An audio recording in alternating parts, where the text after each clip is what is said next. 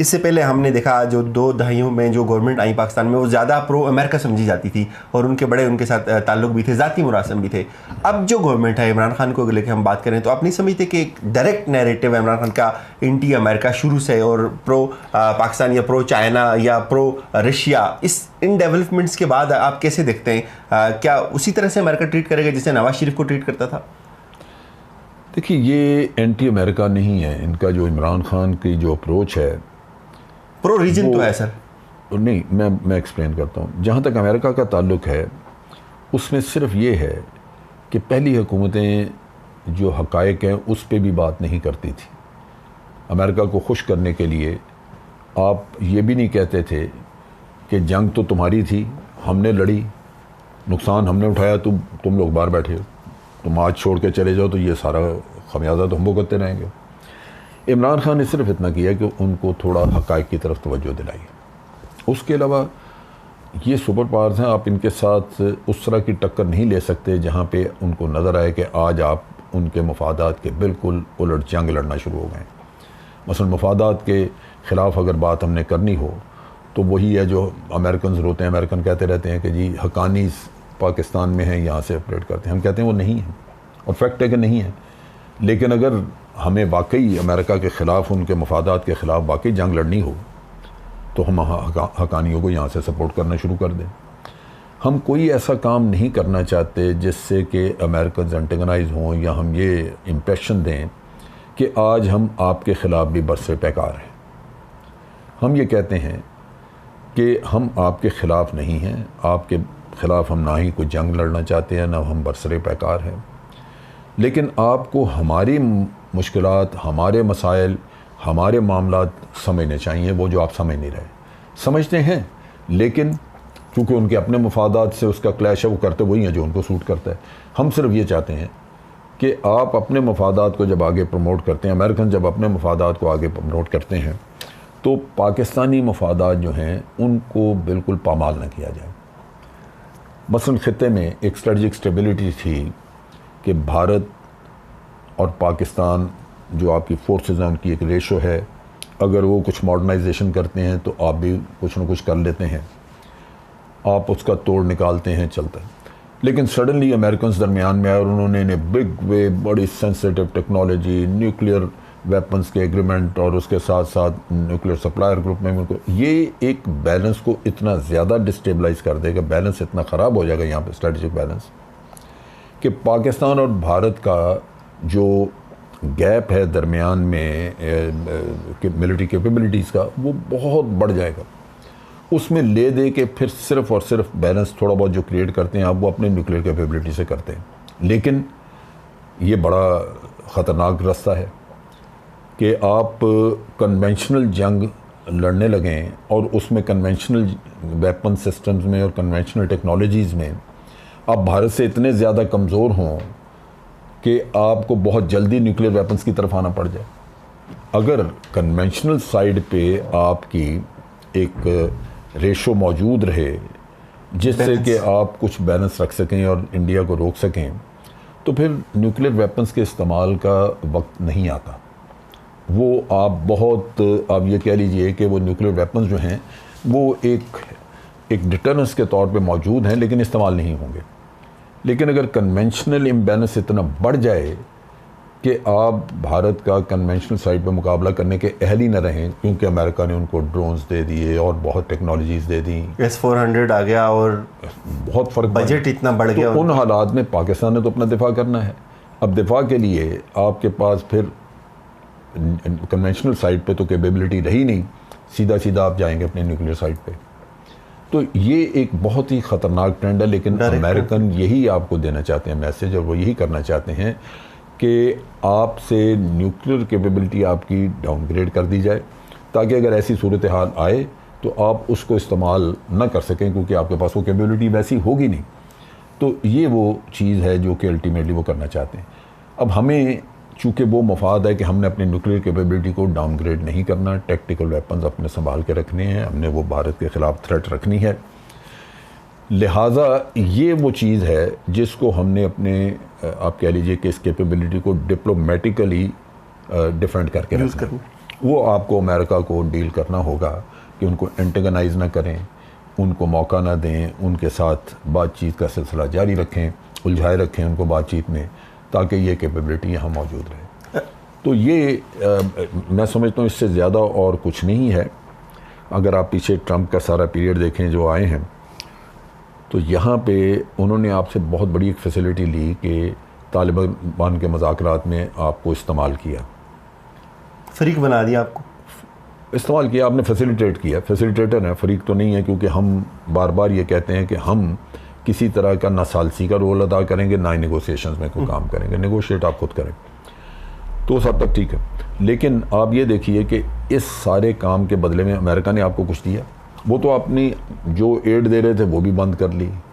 Nuclear supplier group में आपका जाना है, उस पर भी आपकी सख्त मुखालफत कर रहे हैं। FATF में अमेरिकन आपको लेके गए हैं इंडिया के कहने पे, उधर फंसाया हुआ, आपकी जान नहीं छूट रही। यानी अब वो आपसे जो कुछ निकलवा रहे हैं हकीकतन आपको स्क्वीज़ करके, आपको यूँ कह लीजिए कि IMF का भी जैसे भी बात कर रहे हैं, उसमें भी आप देख लें कि फैसिलिटेट करने के बजाय वो बड़ी टफ कंडीशंस, अगर वो चाहते तो IMF को रोक सकते थे, वो आपसे बात भी ना करते, लेकिन उन्होंने इतना किया कि बातचीत करने दी सबको, लेकिन आपको निचोड़ रहे हैं। ये सारा कुछ जो है ये बहुत बड़ा प्रेशर है आज की गवर्नमेंट के ऊपर।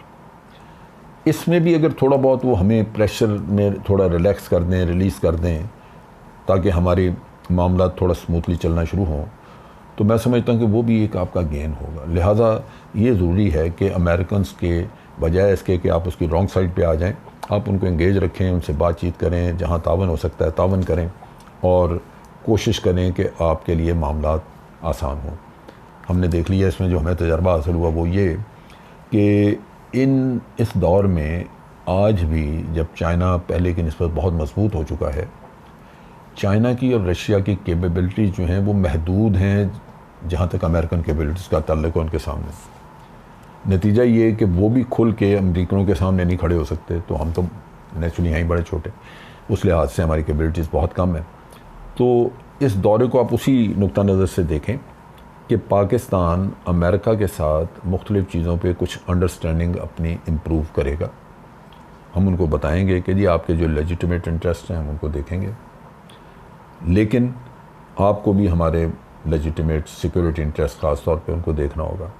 किस हद तक वो देखते हैं मेरा भी आपका भी गैस हो सकता है, लेकिन एक चीज़ है कि हमेशा डिप्लोमेसी से आप टाइम ज़रूर बाय कर सकते हैं, आप बार्गेन कर सकते हैं। आप आने वाले अगर एक चीज़ एक ख़तरा आ रहा है तो उसको आप टाल सकते हैं, वो वक्त आप गेन करते रहते हैं, आप बातचीत से इन चीज़ों से अपने लिए मोहलत वसूल करते रहते हैं टिल सच टाइम कि इंटरनेशनल थिएटर पे कुछ और नई चीज़ें निकल आएँ, तो हो सकता है कि वो ख़तरा आपके लिए हमेशा के लिए टल जाए। तो ये मेरा ख्याल है सूरत हाल है जिसके लिए वो प्राइम मिनिस्टर कोशिश करेंगे वहाँ पे। और फ़िलहाल आप देखिए कि फ़ोकस जो है वो अफ़गानिस्तान से फ़ौजें निकालने का है उनका, उसमें हमें सोचना चाहिए। इसमें मुझे जो ख़दशा है या जो मैं समझता हूँ कि पाकिस्तान पॉलिसी जो कर रहे लेके अभी चल रहे हैं उसमें मुझे थोड़ा सा इख्तलाफ रहा हमेशा, वो ये है कि हम अमेरिकन्स के साथ हमने एंगेज किया हुआ है उनको अकेले, तालिबान के लिए जो कुछ भी भाग दौड़ करनी वो पाकिस्तान के ज़रिए करवा रहे हैं। पाकिस्तान को ये जहन में रखना चाहिए कि अमेरिकन साइकी ये है कि वो कभी भी आपसे एक काम करवा लें उसकी शुक्रगुजारी नहीं होती, उस पर वो पूरी तरह मुतमईन नहीं होते, उनको डू मोर का किस्सा करना पड़ता है। और डू मोर पॉलिसी है उनकी, वो डू मोर पहला प्रेशर है आपके ऊपर, प्रेशर थोड़ा और बढ़ा दिया आपको, कहा डू मोर। अब पाकिस्तान अकेले ये डू मोर का मुतामिल नहीं, आपके तालिबान के ऊपर आपका इन्फ्लुएंस इतना ज़्यादा नहीं है कि आप अमेरिका की हर ख्वाहिश उनसे पूरी करवा सकें। बिल्कुल।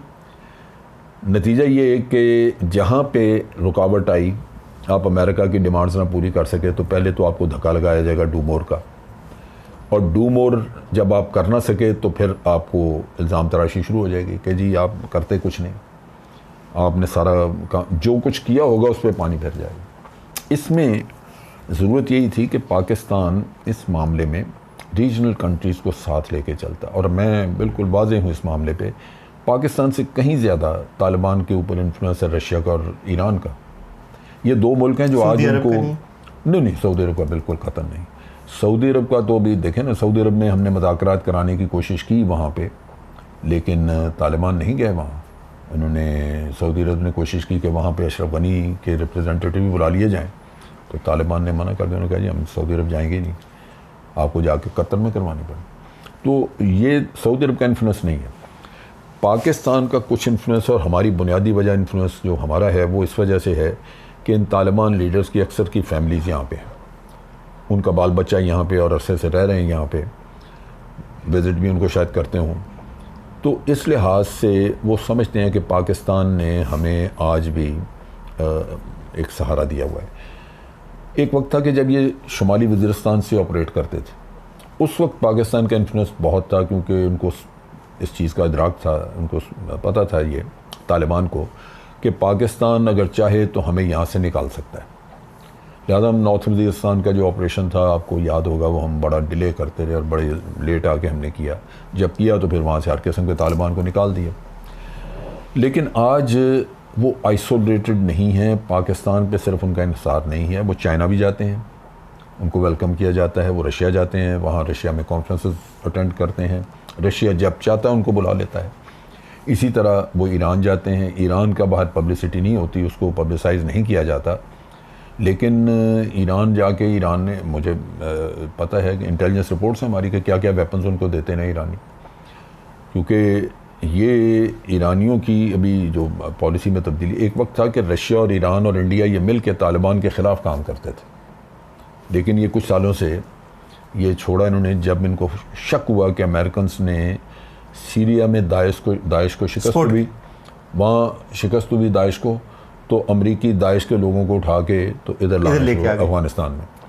अब खित्ते के मुल्कों को डर है कि दाइश यहाँ से ऑपरेट अगर करेगी तो तालिबान तो एक लोकल फिनोमेना है, दाइश है इंटरनेशनल फिनोमेना। दाइश तो जाके वो जो खुरासान की रियासत की बात करते हैं, वो कहते हैं जी भारत तक हमारा जाएगा, पाकिस्तान भी शामिल है उसमें, ये भी। तो उस लिहाज से रशिया, सेंट्रल एशियन स्टेट्स, ये सारे चाहते हैं कि तालिबान ताकत पकड़ लें या मजबूत हो जाएं ताकि दाइश को ये ख़त्म कर सकें। तो उनके अपने मफादात हैं जिसकी वजह से वो तालिबान को सपोर्ट कर रहे हैं, वेपन्स देते हैं, पैसा देते हैं, ये भी दे रहे हैं ईरानी भी। और पाकिस्तान को ये चाहिए कि इन मुल्कों को, ये बड़े मुल्क हैं, इनको साथ मिला के चलें। उससे एक इन्फ्लुएंस भी, अमेरिका आपको अकेले नहीं कह सकेगा। आज पाकिस्तान एक पंचिंग बैग बना हुआ उनके लिए, जहाँ रुकते हैं पाकिस्तान को ठोकरें मारनी शुरू कर देते हैं। तो ये एक इशू है जो कि हमें अकेले इसमें नहीं घुसना चाहिए, हमारे लिए ये प्रॉब्लम बन सकती है।